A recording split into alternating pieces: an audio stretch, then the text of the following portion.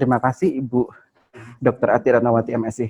Untuk selanjutnya pemateri ketiga itu Ibu Insinyur Alis Yuniati MSc PhD. Selamat bergabung Ibu. Saya akan memaparkan sedikit CV dari beliau. Beliau itu lahir di Bandung 15 Juni 1968. Kemudian pendidikan beliau S1 di Universitas Tadulako, S2 Universitas The Philippines at Los Banos, kemudian S3 di Universitas of Queensland, Australia. Dengan bidang ilmu itu tentang budidaya tanaman, plant breeding, dan genetik. Dan saat ini beliau menjadi staf dosen di jurusan biologi Universitas Jenderal Sudirman. Kepada Ibu Insinyur Alis Yuniati MSc PhD, kami persilakan. Monggo Ibu. Baik, terima kasih atas kesempatan yang diberikan pada saya. Assalamualaikum warahmatullahi wabarakatuh. Waalaikumsalam warahmatullahi wabarakatuh. Salam sejahtera bagi kita sekalian. Adalah sebuah kehormatan bagi saya untuk diundang sebagai narasumber dalam kuliah umum daring yang diselenggarakan oleh Fakultas Biologi, Fakultas MIPA, Universitas Negeri Lampung. Salam kenal buat para pembicara lainnya, Ibu Diah Rahmawati dan Ibu Atik Retnawati. Begitu juga buat para dosen dan mahasiswa Universitas Negeri Lampung. Topik yang akan saya sampaikan pada hari ini adalah fenomena epigenetik pada tumbuhan. Saya slideshow ya. Baik. Kelihatan ya? Ya, baik. Kemudian presentasi saya kali ini akan mengikuti outline ini. Yang pertama, saya akan memaparkan mengenai pengertian epigenetik dan signifikansinya bagi tanaman. Lalu komponen dari epigenetik itu apa saja? Itu adalah DNA metilasi, kemudian modifikasi histon, dan RNA interference atau non-coding RNA. Lalu terakhir saya akan menampilkan hasil penelitian mengenai DNA metilasi pada tumbuhan. Karena kebetulan saya mengerjakan penelitian terkait dengan DNA metilasi pada saat saya mengambil S3. Baik. Bagaimana? Bisa didengar ya? Bisa Ibu, bisa. Baik. Ya, saya teruskan ya. Oke, nah kita masuk pada yang pertama, pengertian epigenetik dan signifikansinya bagi tumbuhan. Jadi sebetulnya apa yang dimaksud dengan epigenetik? Jadi epi itu berarti di luar, faktor di luar dari genetik. Jadi ini sebetulnya merujuk pada peristiwa perubahan ekspresi gen yang tidak disebabkan oleh perubahan pada sekuens DNA.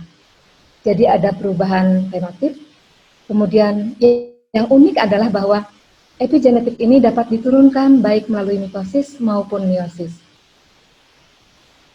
Kemudian mengapa saya menampilkan topik ini? Karena epigenetik ini sangat penting dalam pada tanaman dan dikatakan bahwa fungsi dari fisiologi tanaman itu sangat bergantung pada proses-proses epigenetik.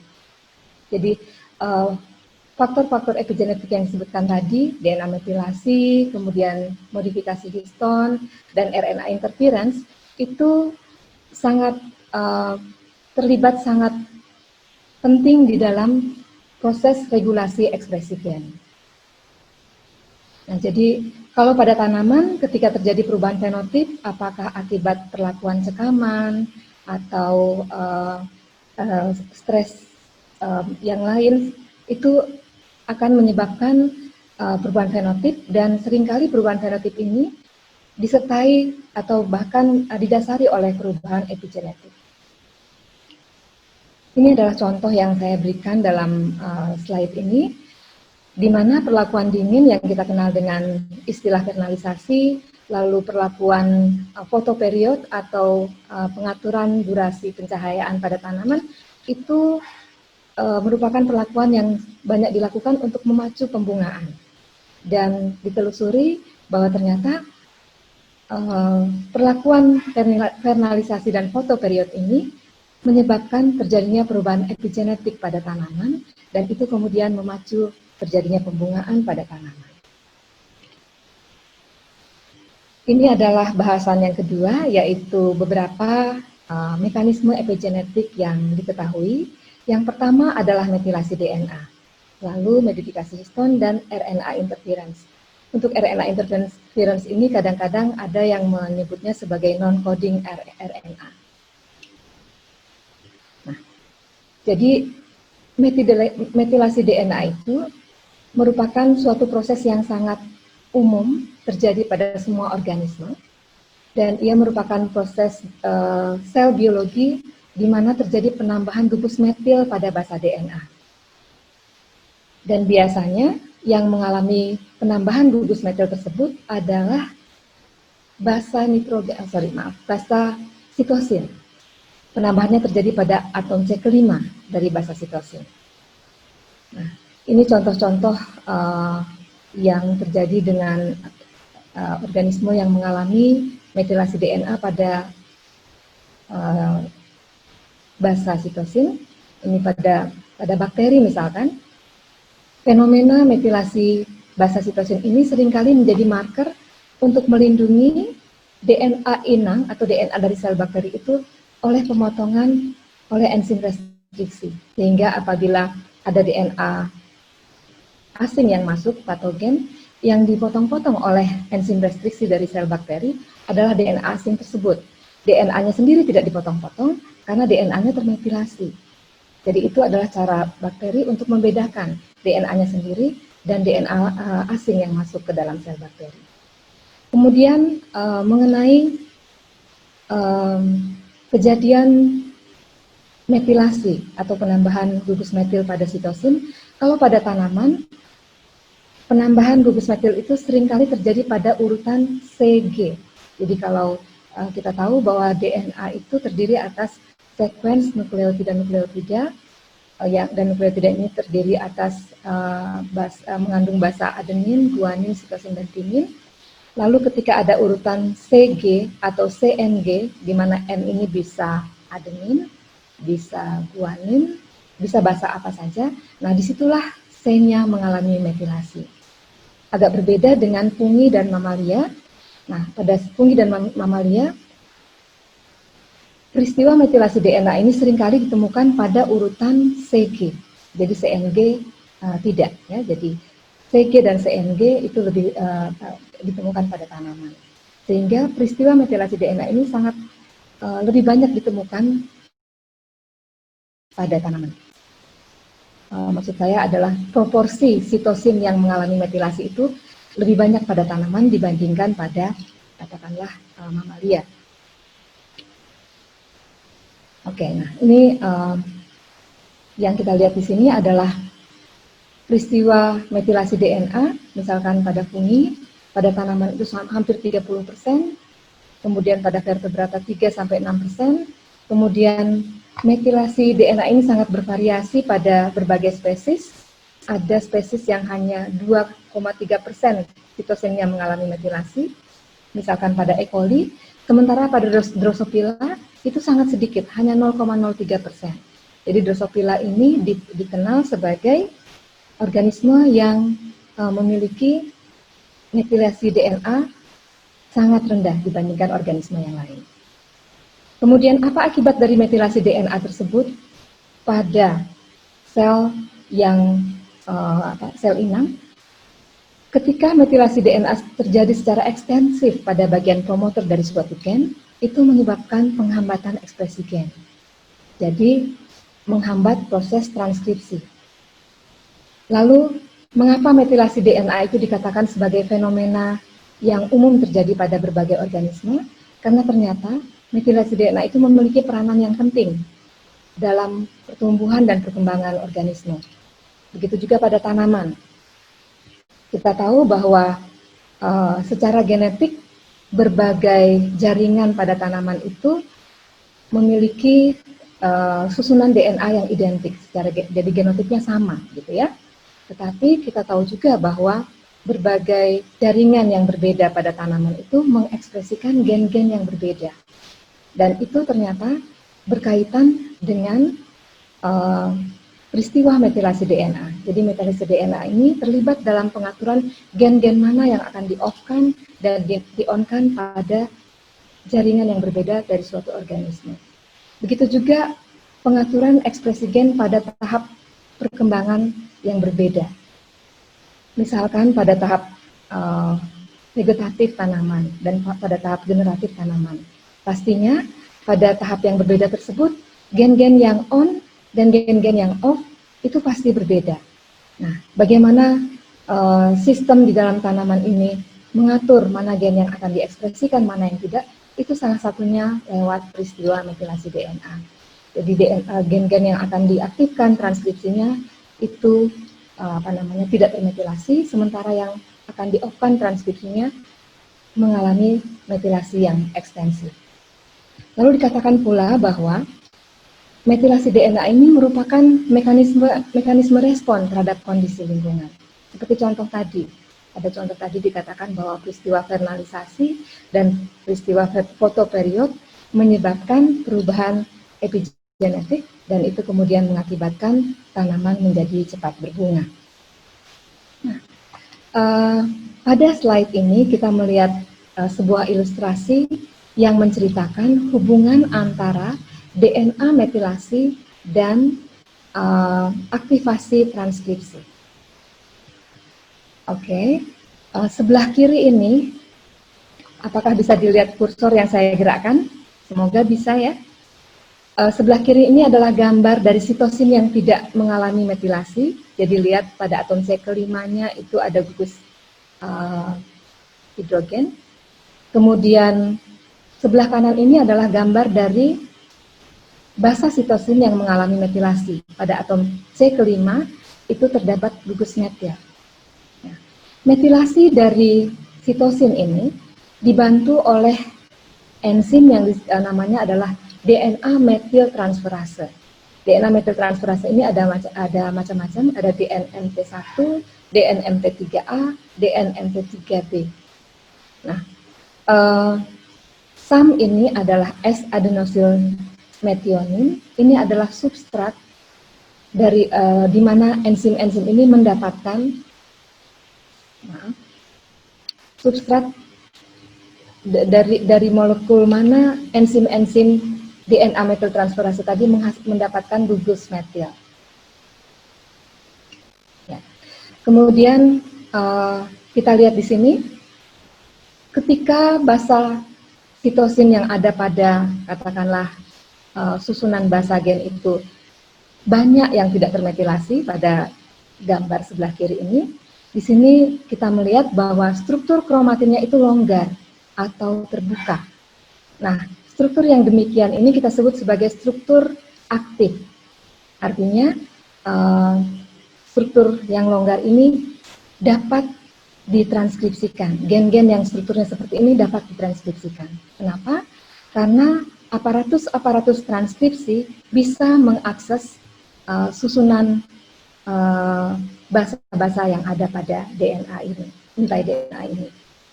Sementara yang di sebelah kanan ini menggambarkan kromatin di mana basa-basa nitrogennya mengalami metilasi. Ya, jadi yang bulat-bulat ini adalah histon protein, lalu yang untai ramping ini seperti benang itu adalah DNA-nya. Jadi ini adalah nukleosom. Ini adalah gambaran DNA yang mengalami metilasi. Kita lihat membentuk struktur kromatin yang kompak atau disebut dengan close structure, dan ini menyebabkan transkripsi menjadi tidak aktif. Kenapa? Karena susunan kromatin yang kompak seperti ini sulit diakses oleh faktor-faktor transkripsi. Jadi sekarang kita bisa melihat bahwa memang DNA metilasi itu ketika dia terjadi secara ekstensif dapat menyebabkan penghambatan transkripsi. Gambar berikutnya, slide berikutnya. Ya, jadi ini menceritakan bahwa proses metilasi DNA itu merupakan proses transfer gugus metil oleh enzim-enzim yang bertanggung jawab, yaitu DNA metiltransferase Dan transfer itu menggunakan metil dari substrat S-adenosilmetionin, kemudian metilnya dipindahkan ke atom C kelima dari basa sitosin. Nah, karena peranan metilasi DNA itu dalam mengaktifkan transkripsi dan menginaktifkan transkripsi, maka seringkali metilasi DNA ini disebut sebagai saklar epigenetik dan dia mempengaruhi struktur kromatin. Metilasi DNA menyebabkan perubahan interaksi antara DNA dan protein, nanti kita akan lihat lebih jauh. Kemudian menyebabkan mendorong terjadinya modifikasi protein histon. Jadi kita melihat modifikasi protein histon ini adalah faktor kedua atau mekanisme kedua dari epigenetik tadi, peristiwa epigenetik. Jadi ada komunikasi antara DNA metilasi dan modifikasi histon. Lalu metilasi DNA memicu pembentukan struktur kromatin yang kompak, sehingga kromatin tersebut tidak dapat diakses oleh aparatus transkripsi. Berikutnya, kita masuk pada modifikasi histon. Jadi tadi selain kita tahu bahwa di dalam sel, DNA dikemas menjadi kromosom, dan ketika kromosom ini di-packing, kromosom ini DNA akan melilit pada histon protein.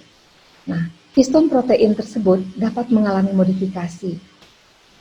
Nah, modifikasi di sini adalah modifikasi pasca translasi, dan bentuk-bentuk modifikasi tersebut dapat berupa asetilasi atau penambahan gugus asetil, berupa fosforilasi ataupun metilasi.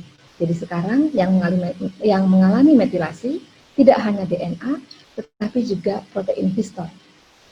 Lalu apa dampaknya dari modifikasi histon? Nah, histon yang mengalami asetilasi, nah biasanya asetilasi itu terjadi pada gugus lisin, pada residu lisin. Ini menyebabkan inaktivasi transkripsi. Maaf, sebetulnya menyebabkan aktivasi transkripsi. Maaf, ini agak keliru ya. Jadi harusnya menyebabkan aktivasi transkripsi.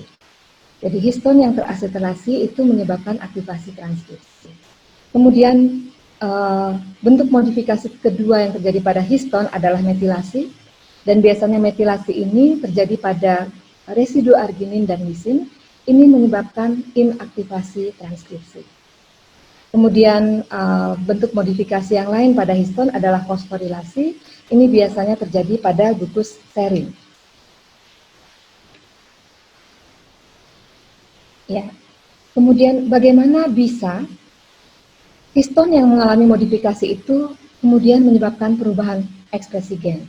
Nah, hal ini dapat terjadi melalui dua mekanisme. Yang pertama adalah modifikasi histon dapat secara langsung mengubah struktur kromatin. Lalu yang kedua adalah modifikasi histon dapat menyebabkan regulasi pada pengikatan protein-protein yang berasosiasi dengan kromatin. Oke, kita lihat maksudnya apa. Yang pertama tadi bahwa modifikasi histon dapat secara langsung mengubah struktur kromatin. Ini contohnya adalah proses asetilasi dan proses fosforilasi dari protein histon. Nah, hal ini menyebabkan penurunan muatan positif dari histon. Lalu penurunan muatan positif dari histon ini kemudian mengubah interaksi elektrostatik dari histon dengan DNA. Dan ini arahnya adalah pada pembentukan struktur kromatin yang kurang kompak, struktur kromatin yang longgar. Jadi kita ingat tadi struktur kromatin yang kompak itu menyebabkan penghambatan transkripsi, sementara struktur kromatin yang kurang kompak atau longgar itu mengaktifkan transkripsi. Jadi asetilasi histon dan fosforilasi histon akan menyebabkan DNA mudah diakses oleh aparatus transkripsi, sehingga transkripsi dapat terjadi. Ini ada gambar mengenai bagaimana modifikasi histon dapat, ini proses yang kedua tadi ya, tadi kan ada dua mekanisme di mana modifikasi histon dapat mengubah ekspresi gen atau terlibat dalam pengaturan ekspresi gen. Ini mekanisme kedua di mana histon yang termodifikasi itu dapat menentukan atau meregulasi protein-protein mana saja yang nantinya dapat berikatan dengan kromatin.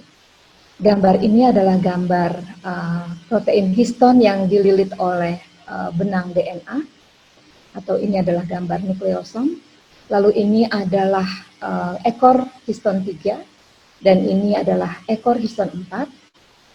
Ekor histon 3 dapat mengalami metilasi pada residu lisin ke-4, kemudian residu lisin ke-9, residu lisin ke-27, dan residu lisin ke-36.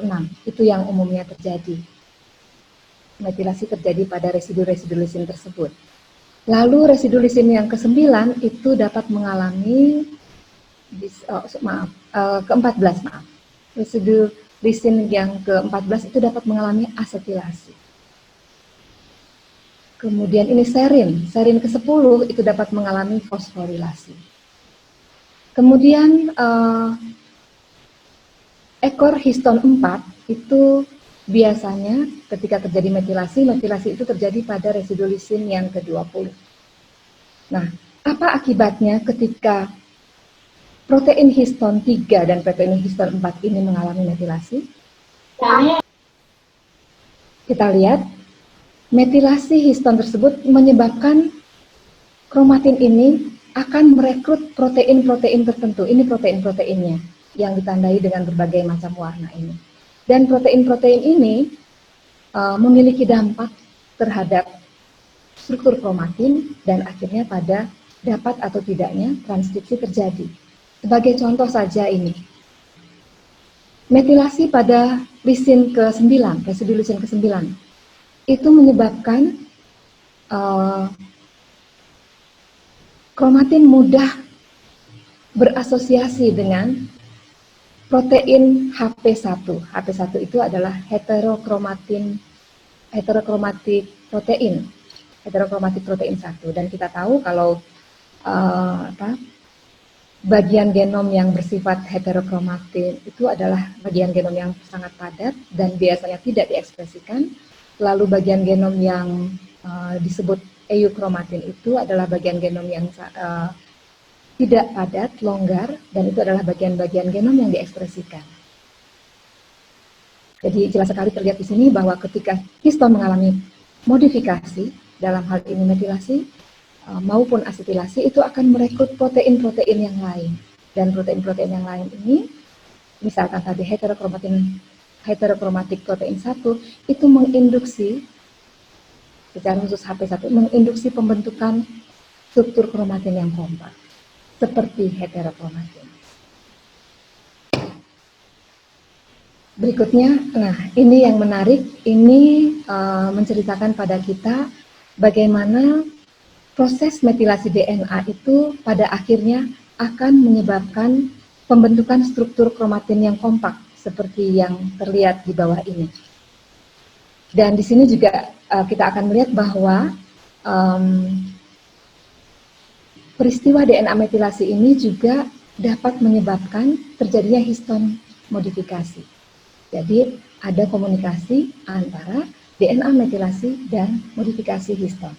Yang pertama kita lihat di sini, jadi ini ada enzim yang disebut dengan DNA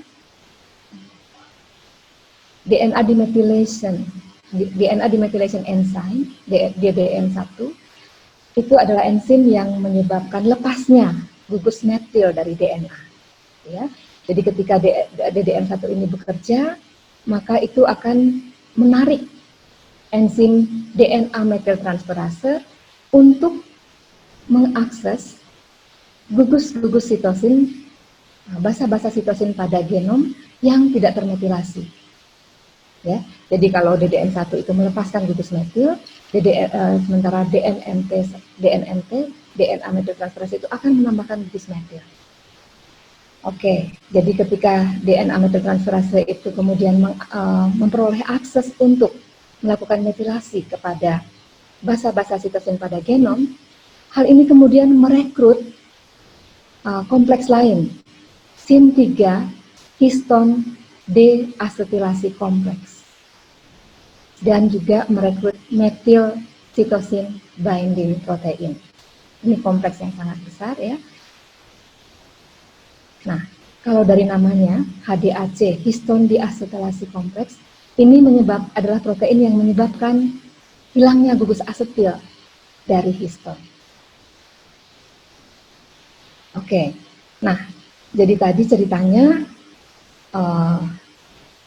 DDM1 melepaskan metilasi, kemudian itu memancing aksi dari DNA metiltransferase untuk melakukan metilasi terhadap gugus basa-basa sitosin yang ada pada genom, lalu itu kemudian memancing merekrut datangnya SYN3 HDAC MSCP2 kompleks untuk melakukan aktivitasnya. Apa aktivitasnya? HDAC akan melepaskan gugus asetil dari histone. Ingat ketika gugus asetil dari histone hilang, maka itu akan menghambat proses transkripsi, gitu ya. Jadi sekarang kita punya dua, DNA-nya termetilasi seperti yang ditandai dengan tanda bintang di sini, lalu histonnya mengalami diasetilasi, kehilangan gugus asetil. Jadi akan menjadi sangat padat, gitu ya. Kemudian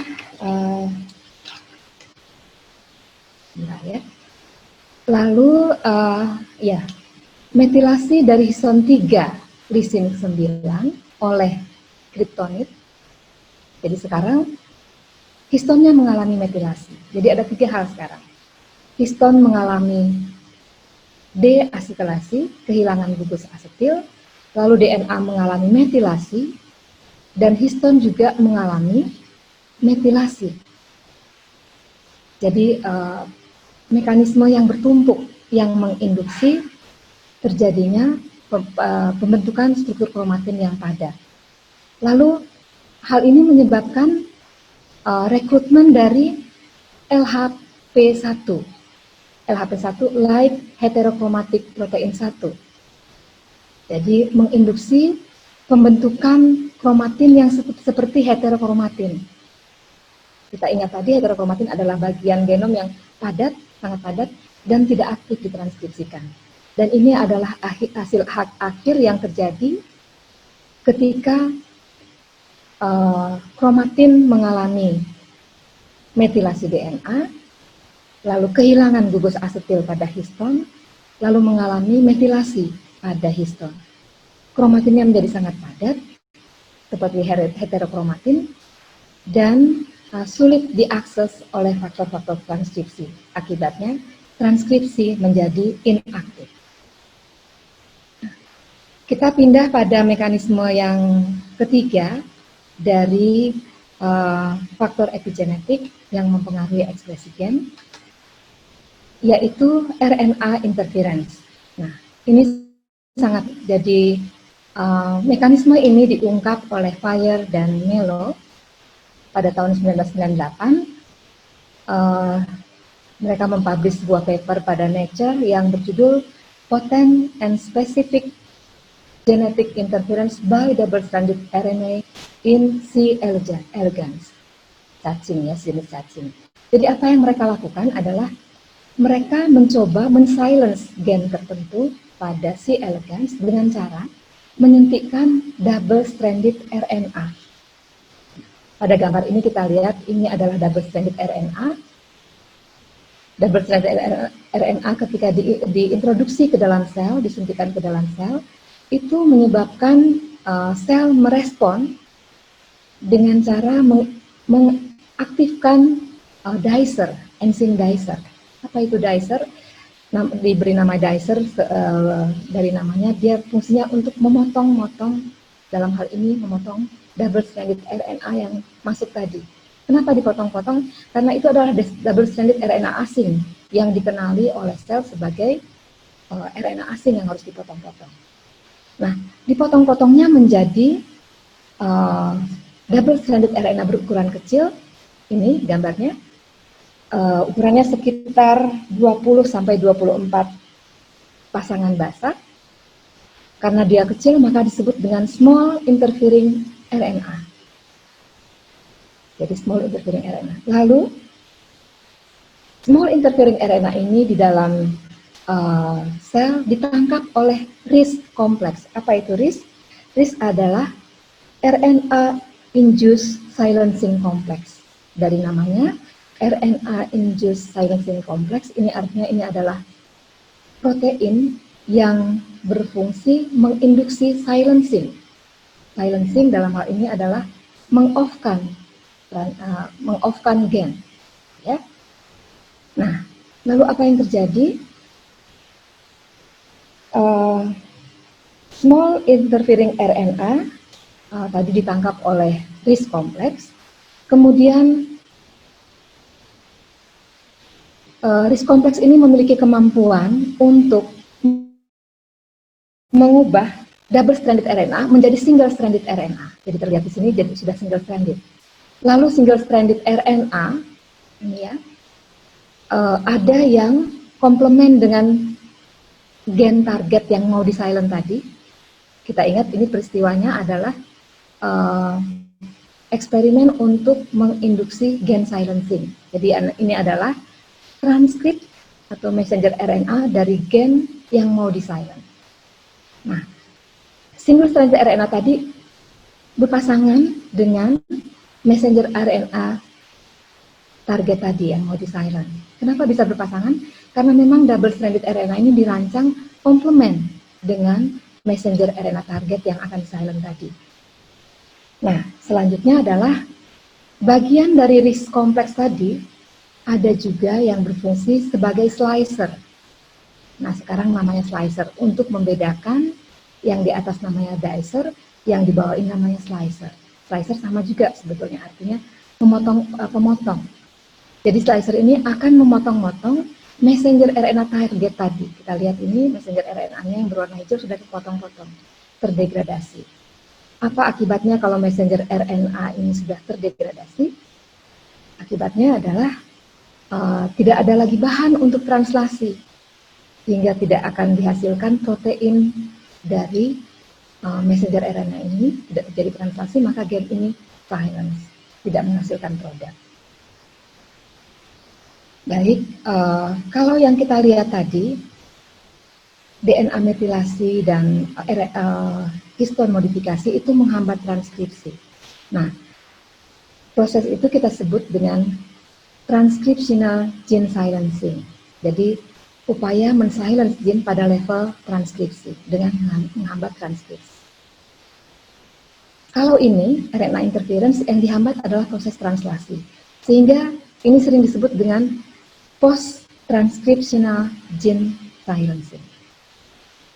Nah, untuk pekerjaan atau eksperimen yang dipublish oleh Fire dan Melo ini, mereka mendapatkan Nobel Prize di bidang medis pada tahun 2006.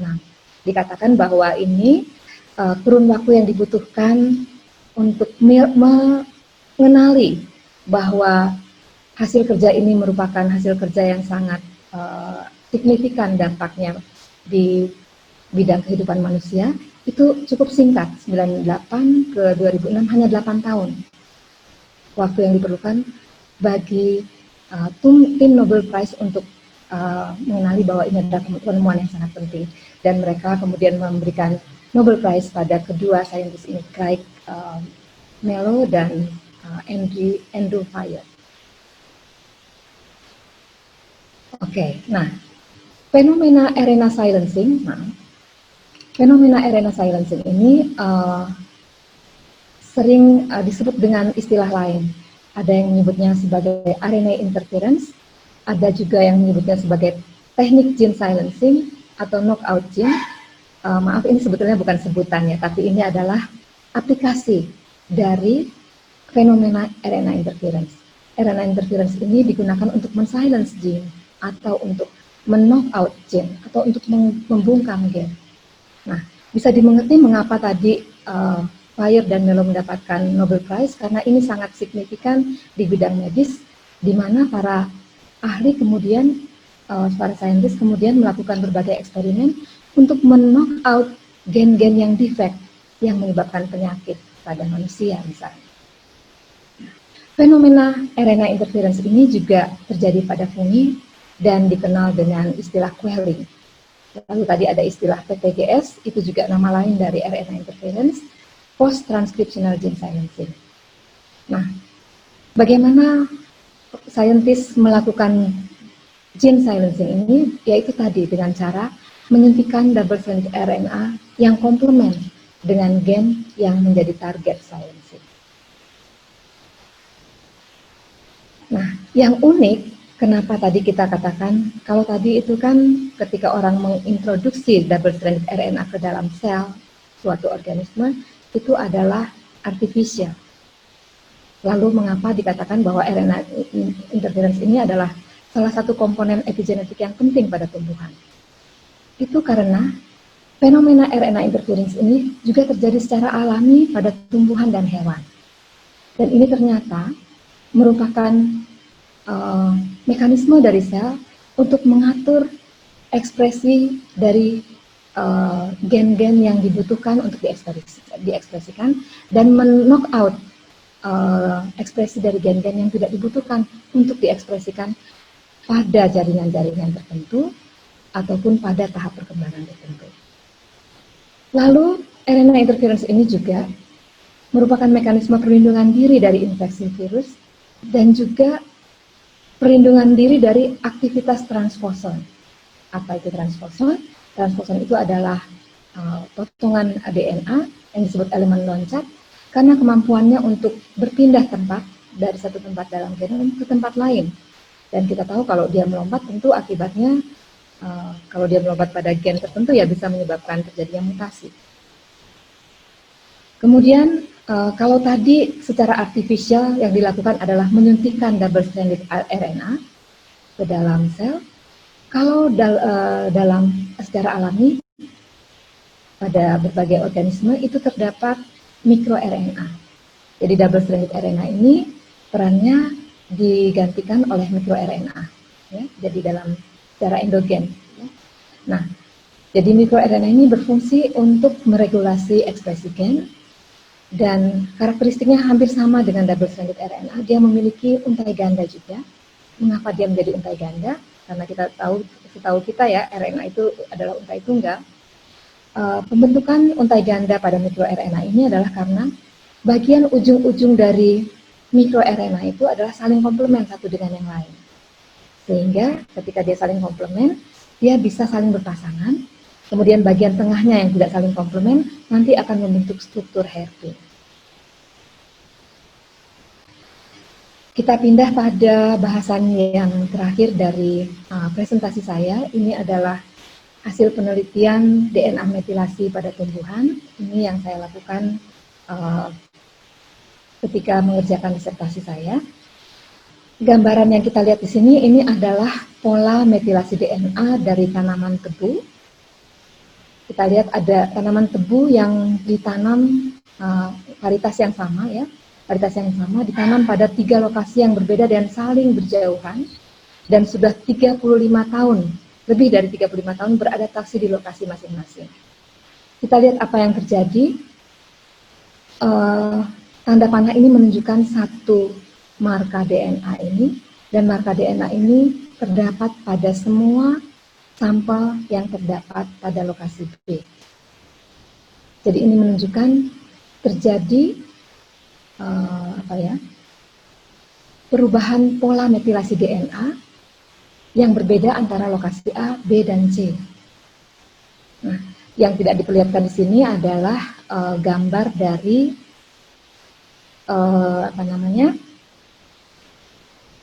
profil genotipnya. Jadi genotipnya sama. Jadi sebetulnya yang kita lihat di sini adalah gambar yang menceritakan tentang pola metilasi DNA. Karena ada gambar satu lagi di mana itu menceritakan mengenai susunan genotipnya. Genotip sama persis, tidak ada perubahan apapun, tidak ada perbedaan apapun antara sampel-sampel yang terdapat pada lokasi A maupun B dan C. Yang berbeda hanyalah pada metilasinya. Artinya apa? Jadi secara genotip, artinya kalau kita melihat sekuen DNA-nya itu tidak terjadi perubahan, tetapi yang mengalami perubahan adalah pola metilasi DNA-nya. Nah, karena ini terdapat pada semua individu yang ada di lokasi B, kita menyebut ini sebagai marka spesifik lokasi ditemukan pada lokasi B. Tetapi sebenarnya ada juga satu individu pada lokasi C yang memiliki marka tersebut, ya. Tetapi pada lokasi A tidak ada satupun individu yang memiliki marka tersebut. Jadi artinya apa? Ini menunjukkan bahwa terjadi perubahan metilasi DNA akibat perubahan kondisi lingkungan di 3 lokasi yang berbeda ini. Dan barangkali perubahan metilasi DNA ini terlibat dalam proses adaptasi dari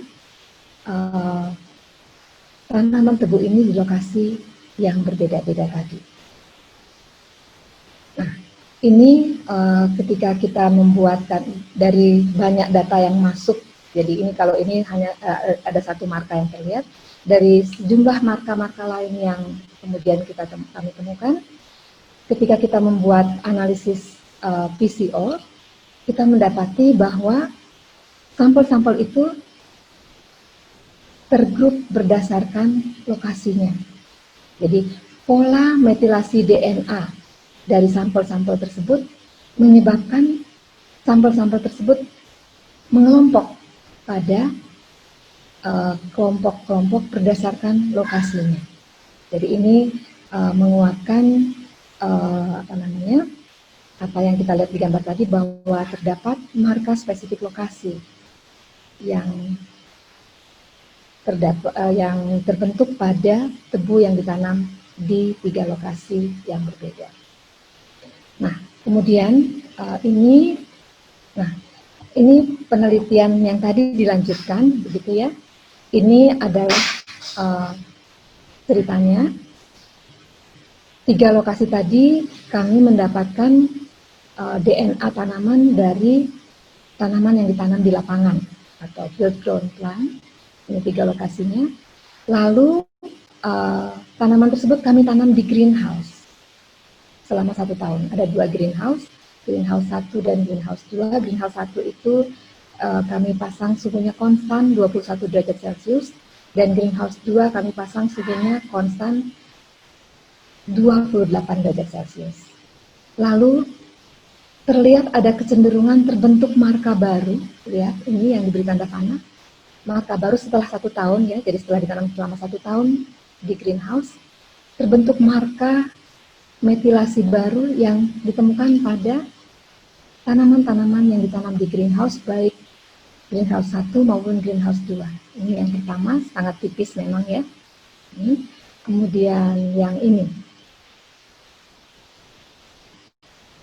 Jadi sekali lagi di sini memperlihatkan bahwa DNA metilasi ternyata mengalami perubahan seiring dengan perubahan lingkungan tumbuh tanaman. Lalu ini masih penelitian yang sama, field grown plant dan greenhouse 1, greenhouse 2. Di sini yang terjadi adalah pengurangan intensitas marka ini. Ya, marka ini yang tadinya sangat tebal pada tanaman-tanaman yang ditanam di lapangan, kemudian mengalami pengurangan intensitas di greenhouse. Dan ini ya tidak terlalu terlihat, ya, tetapi ya masih bisa terlihat sedikit ini tebal, lalu mengalami pengurangan intensitas. Demikian juga yang ini. Baik, jadi sekali lagi ini memberikan indikasi bahwa terjadi perubahan metilasi DNA ketika lingkungan tumbuh tanaman berubah. Lalu ini adalah data-data yang kami miliki, marka-marka yang kami miliki itu kemudian kami skor, lalu kami buat PCO analisis. Yang kami temukan adalah ini pengelompokan dari sampel-sampel yang ada. Ya, ini yang field, yang hijau, kemudian yang biru ini juga field, lalu ini juga field. Kita lihat marka-marka yang ditanam di lapangan, tanaman-tanaman yang ditanam di lapangan cenderung mengelompok di sini, sementara yang ditanam di greenhouse mengelompok di sana. Lalu ini adalah gambar yang memperlihatkan bagaimana perlakuan dingin atau vernalisasi itu mengakibatkan perubahan metilasi DNA pada tanaman Arabidopsis thaliana. Ya.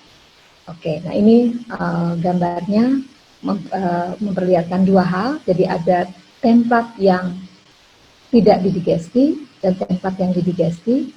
Template yang tidak didigesti ini melambangkan apa namanya ya, fragmen-fragmen DNA yang ada pada sampel, jadi tidak tergantung pada metilasinya. Jadi kalau misalkan ini, ketika marka ini ada pada semua sampel, ini menunjukkan sampel-sampel ini identik untuk locus ini. Dianggap identik ya untuk locus ini. Demikian juga ini identik. Nah, lalu yang HEPA 2 digestive ini adalah marka yang terkait dengan metilasi. Jadi kita lihat di sini terjadi perubahan metilasi DNA akibat perlakuan dingin. Kita lihat ini, sekuen ini tadinya ada, marka ini ada pada tanaman yang tidak diberi perlakuan dingin, tetapi hilang pada tanaman yang diberi perlakuan dingin. Artinya, marka ini, jadi markanya adalah ini, marka ini mengalami perubahan metilasi ketika tanaman diberi perlakuan dingin. Ya. Begitu juga dengan ini, lihat pada yang diberi perlakuan dingin, marka ini ada, di sini tidak ada. Jadi ada perubahan metilasi DNA akibat perlakuan vernalisasi pada tanaman Arabidopsis thaliana.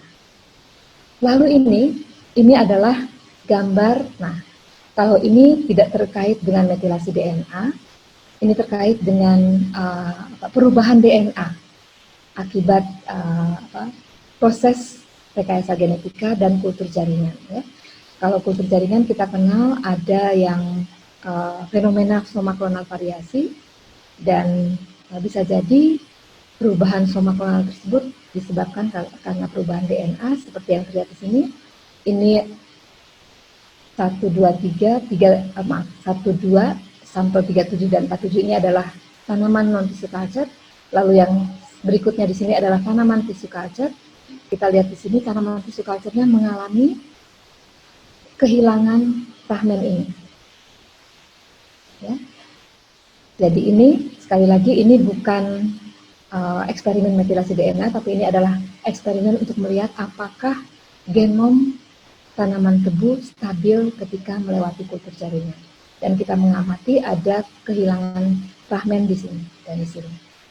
Nah, untuk tanaman tebu transgenik kita lihat ada banyak sekali kehilangan fragmen-fragmen DNA di banyak tempat. Pada transgenik yang berbeda. Ini transgenik DF801, 454 dan seterusnya. Masing-masing transgenik memiliki kehilangan fragmen DNA pada lokus-lokus tertentu. Nah, yang menjadi pertanyaan adalah apakah kehilangan fragmen tersebut ada hubungannya dengan metilasi DNA? Nah, kami tidak sempat menelusuri sampai ke sana. Jadi ini masih perlu dilakukan atau perlu dilihat lebih jauh lagi apakah ini ada kaitannya dengan perubahan metilasi DNA. Kemudian ini, nah kalau tadi gambar yang tadi itu memperlihatkan DNA genomik, ya, kita sebut DNA genomik. Kalau gambar yang ini memperlihatkan DNA genomik yang dipotong dengan enzim HEPA 2. Jadi ini analisis metilasi. Sekali lagi kita melihat bahwa terjadi perubahan metilasi DNA akibat kultur jaringan. Lihat di sini, semua marka yang diberi panah itu adalah marka yang mengalami perubahan metilasi DNA. Ya, jadi kita sekarang mendapatkan dua hal, bahwa kultur jaringan dapat menyebabkan perubahan metilasi DNA, juga dapat menyebabkan kehilangan fragmen DNA seperti terlihat pada gambar sebelumnya. Ini adalah analisis PCO pola metilasi DNA pada tanaman tebu hasil kultur jaringan. Kita lihat individu hasil kultur jaringan itu, individu ini adalah kultivar yang berbeda, kultivar yang biru dan kultivar yang merah, gitu ya, mengelompok berdasarkan kultivarnya. Oke. Kalau yang merah itu cukup jauh ya perbedaan antara non tissue culture dan tissue culture, sementara yang ini tidak begitu jauh. Ya. Beda antara individu-individu tissue culture dan non-tissue culture. Nah, hal ini bisa dijadikan indikasi bahwa yang biru ini, varietas yang biru, cultivar Q152 ini lebih stabil terhadap tissue culture dibandingkan cultivar tebu yang merah, cultivar Q165, karena terlihat dari jarak antara sampel non-tissue culture dan tissue culture. Jadi kita bisa menggunakan analisis metilasi DNA untuk melihat seberapa stabil genom suatu cultivar terhadap kondisi kultur jaringan. Lalu ini ini adalah gambar yang menunjukkan kepada kita bagaimana jaringan yang berbeda memiliki pola metilasi yang berbeda. Oke, jadi ini adalah UD itu undigested sample. Jadi kalau undigested sample itu menggambarkan genomic DNA, lalu D digested sample itu menggambarkan analisis metilasi. Kita lihat L itu leaf, jadi jaringan daun, lalu D itu dehydrated pollen, kemudian H itu adalah hydrated pollen. Jadi ini membedakan antara jaringan daun dan jaringan pollen. Oke. Kemudian di sini kita lihat, ini ya. Oke, yang ini saya kira ya. Ini perbedaan yang disorot di sini adalah perbedaan intensitas marka antara jaringan yang berbeda pada tanaman lili. Oke. Baik, sekarang kita melihat gambar di bawahnya. Ini adalah gambar yang menceritakan tentang perbedaan metilasi DNA antara daun dan polen tanaman lili. Jadi D dan H itu sama-sama polen, dehydrated dan hydrated. Kita lihat ini yang diberi tanda panah, ini menunjukkan perbedaan pola metilasi DNA antara daun dan polen. Nah, ini adalah di sini ada di sampel yang undigested di genomic DNA ada. Ini menunjukkan bahwa secara genetik leaf, dehydrated pollen dan hydrated pollen itu sama secara genotik, tetapi yang berbeda adalah pola metilasinya. Jadi hal ini mengkonfirmasi bahwa metilasi DNA memainkan peran dalam regulasi ekspresi gen berdasarkan jaringan yang berbeda atau tissue specific gene expression. Ini masih sama pada tanaman lili. Kita lihat di sini, lihat ya. Ini menggambarkan pola metilasi DNA yang berbeda antara generatif sel generatif. Jadi ini ada tambahan tadi, kalau di gambar sebelumnya adalah antara leaf dengan pollen, kalau ini ada sel generatif. Lihat, ada perbedaan pola metilasi antara sel generatif dengan ini, leaf dan pollen. Demikian juga gambar yang ini. Ini adalah perbedaan intensitas ya, perbedaan intensitas antara marker metilasi pada leaf dan pollen. Oke, kemudian karena kita judulnya adalah bunga rampai kajian botani di Indonesia, saya seharusnya memasukkan konteks Indonesia di sini ya. Jadi saya ingin menambahkan sebelum sampai pada daftar referensi tadi, maka untuk konteks Indonesia adalah mungkin perlu kita melakukan analisis atau kajian metilasi DNA pada tanaman-tanaman hasil kultur jaringan untuk mempelajari apakah kalau terjadi variasi somakronal pada tanaman-tanaman hasil kultur jaringan, apakah basisnya adalah perubahan metilasi DNA. Itu yang pertama. Kemudian juga kalau pada tanaman kelapa sawit yang diperbanyak dengan kultur jaringan, dilaporkan bahwa 5% dari klon-klon hasil kultur jaringan itu mengalami mantle fruit phenotype. Jadi kalau mantle fruit phenotype itu buahnya mandul, tidak menghasilkan buah. Jadi kalau sekian hektar ada 1000 tanaman, 5%-nya mantle fruit phenotype. Nah, akan sangat berguna apabila ditemukan marka metilasi yang berkaitan atau yang berhubungan dengan mantle fruit phenotype ini, sehingga nantinya klon-klon kelapa sawit yang dihasilkan diuji dulu, dianalisis dulu metilasi DNA-nya, apakah mengandung marker metilasi tadi atau tidak. Kalau mengandung ya berarti tidak usah ditanam, karena nanti dia toh buahnya mantel, mandul, daripada harus menunggu 5 tahun kemudian melihat hasilnya.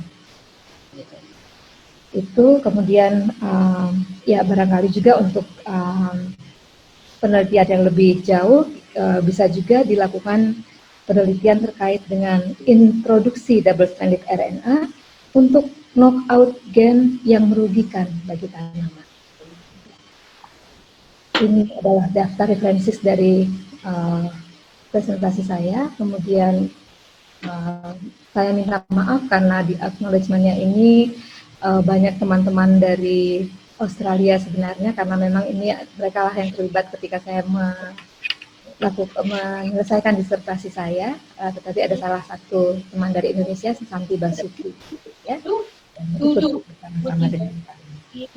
Baik, demikianlah presentasi yang dapat saya sampaikan terkait dengan fenomena epigenetik pada tanaman. Terima kasih. Terima kasih Ibu Alis, kepada Ibu Alis Yuniati MSI PhD untuk pemaparan materinya terkait dengan fenomena epigenetik pada tumbuhan.